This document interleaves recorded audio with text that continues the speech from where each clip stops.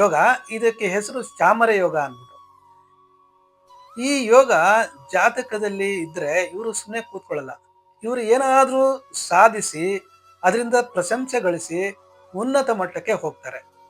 ಚಾಮರ ಅಂದ್ರೆ ದೇವಸ್ಥಾನದಲ್ಲಿ ತೊಮಾಲೆ ಸೇವೆ ಅಂತಾರೆ. ಅಭಿಷೇಕ ಆದ್ಮೇಲೆ ಭಕ್ತಾದಿಗಳಿಗೆ ಸೇವೆ ಮಾಡಕ್ಕೆ ಈ ಚಾಮರನ ಕೊಡ್ತಾರೆ. ಇದು ದೇವರಿಗೆ ಸೇವೆ ಸಲ್ಲಿಸ್ತಾರೆ. ಇದಕ್ಕೆ ಚಾಮರ ಯೋಗ ಅಂತಾರೆ.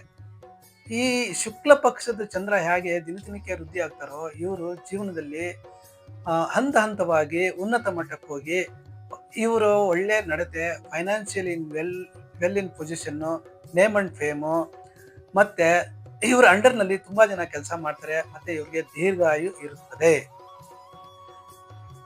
ಇದು ನಿಯಮಗಳು ಇಷ್ಟೇನೆ.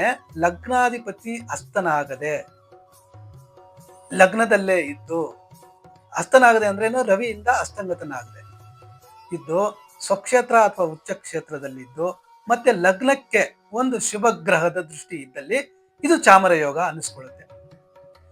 ಇದನ್ನ ಜಾತಕದಲ್ಲಿ ನಾವು ನೋಡೋಣ. ನೋಡಿ, ಇದು ಚಾಮರ ಯೋಗದ ಜಾತಕ. ಡೇಟ್ ಆಫ್ ಬರ್ತ್ 23/4/1991 9 ಗಂಟೆ AM. ಇದು ಋಷಭ ಲಗ್ನ. ಲಗ್ನಾಧಿಪತಿ ಲಗ್ನದಲ್ಲೇ ಇದ್ದಾನೆ. ಮತ್ತೆ ಏನಪ್ಪಾ ಅಂದ್ರೆ 2ನೇ ಮನೆಯಲ್ಲಿ ಕುಜ, ಕೇತು, 3ನೇ ಮನೆಯಲ್ಲಿ ಚಂದ್ರ, ಉಚ್ಚ ಗುರು ಮತ್ತೆ ಚಂದ್ರನ ಜೊತೆ ಇದ್ದಾನೆ.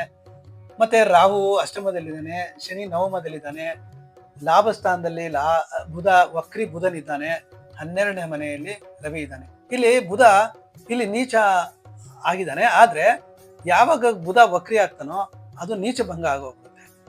ಇಲ್ಲಿ ನಾವು ರಾಹು ಅಷ್ಟಮದಲ್ಲಿದ್ದಾಗ ರಾಹುವಿನ ದಶೆಯಲ್ಲಿ ಸ್ವಲ್ಪ ತೊಂದರೆ ಕೊಡುತ್ತೆ ಅಂತ ನಾವು ಜ್ಯೋತಿಷಾಸ್ತ್ರದಲ್ಲಿ ನಾವು ನೋಡ್ತೀವಿ. ಮತ್ತೆ ಕುಜನ್ ದೃಷ್ಟಿ ಬೇರೆ ಇದೆ. ಇವೆಲ್ಲ ನೋಡಿದಾಗ ನಮ್ಗೆ ರಾಹು ದಶೆ ಈ ಜಾತಕರಿಗೆ ಒಳ್ಳೇದಾಗುತ್ತಾ ಅಥವಾ ಏನಾದ್ರೂ ಅಶುಭ ಫಲದ ಪ್ರಾಪ್ತಿ ಆಗುತ್ತಾ ಅಂತ ನೋಡಕ್ ಹೋದಾಗ ಈ ರಾಶ್ಯಾಧಿಪತಿ ಗುರು ಬಂದು 3ನೇ ಮನೆಯಲ್ಲಿ ಉಚ್ಚನಾಗಿ ಇದ್ದಾನೆ. ಜೊತೆಯಲ್ಲಿ 3ನೇ ಮನೆ ಅಧಿಪತಿಯ ಜೊತೆಯಲ್ಲಿ ಇದ್ದಾನೆ. ಆದ್ರಿಂದ ಈ ರಾಹು ದಶೆನು ಇವ್ರಿಗೆ ಅತ್ಯಂತ ಶುಭ ಫಲವಾಗಿ ಹೋಗುತ್ತೆ. ಇದು ಒಂದು ಚಾಮರ ಯೋಗದ ಜಾತಕ.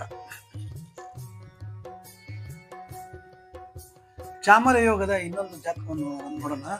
ಜನ್ಮ ಸಮಯ 19/10/1986 8 ಗಂಟೆ 35 ನಿಮಿಷ ಬೆಳಿಗ್ಗೆ.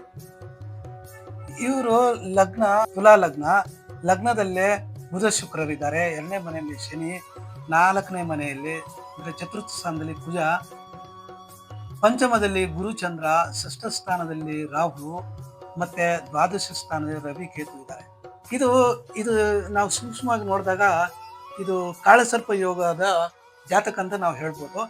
ಬಟ್ ಇದು ಒಂದನ್ನ ಇವರು ಸರಿ ಈ ಪರಿಹಾರ ಮಾಡ್ಕೊಂಡ್ರೆ, ಅಂದ್ರೆ ಕಾಳಸರ್ಪ ಯೋಗದ ಒಂದು ಪ್ರಭಾವವನ್ನು ಸರಿ ಮಾಡ್ಕೊಂಡ್ರೆ ಇವರ ಲಗ್ನದಲ್ಲೂ ಚಾಮರ ಯೋಗ ಇದೆ. ಕಂಡೀಷನ್ ಫುಲ್ ಆಗಿ ಅಪ್ಲೈ ಆಗುತ್ತೆ. ಇಲ್ಲಿ ಲಗ್ನಾಧಿಪತಿ ಲಗ್ನದಲ್ಲಿ ಇದ್ದು ರವಿ 12ನೇ ಮನೆಯಲ್ಲಿದ್ದಾಗ ಅಲ್ಲಿ ಹಸ್ತಂಗತ ಆಗೋ ಸಂಭವ ತುಂಬಾ ಕಮ್ಮಿ. ಮತ್ತೆ ಬುಧ ಇದ್ದಾನೆ. ಬುಧ ಈ ಲಗ್ನಕ್ಕೆ ಭಾಗ್ಯಾಧಿಪತಿಯಾಗಿ, ಲಗ್ನಾಧಿಪತಿ ಭಾಗ್ಯಾಧಿಪತಿ ಇಬ್ರು ಲಗ್ನದಲ್ಲೇ ಇದ್ದಾರೆ. ಇನ್ನೊಂದು, ಈ ಲಗ್ನಕ್ಕೆ ಗುರುವಿನ ದೃಷ್ಟಿ ಬೀಳ್ತಾ ಇದೆ. ಅಂದ್ರೆ ಒಂದು ಶುಭ ಗ್ರಹದ ದೃಷ್ಟಿ ಇದಕ್ಕೆ ಬೀಳ್ತಾ ಇದೆ. ಅದರಿಂದ ಈ ಒಂದು ಜಾತಕ ಚಾಮರ ಯೋಗದ ಜಾತಕವಾಗಿದೆ. ಇಷ್ಟನ್ನ ಹೇಳಿ ಈ ವಿಡಿಯೋನ ಮುಗಿಸ್ತಾ ಇದ್ದೀನಿ. ಈ ವಿಡಿಯೋ ನಿಮಗೆ ಇಷ್ಟವಾಗಿದ್ದಲ್ಲಿ ಲೈಕ್ ಮಾಡಿ, ಶೇರ್ ಮಾಡಿ, ಸಬ್ಸ್ಕ್ರೈಬ್ ಮಾಡಿ. ಜೈ ಶ್ರೀ ಕೃಷ್ಣ.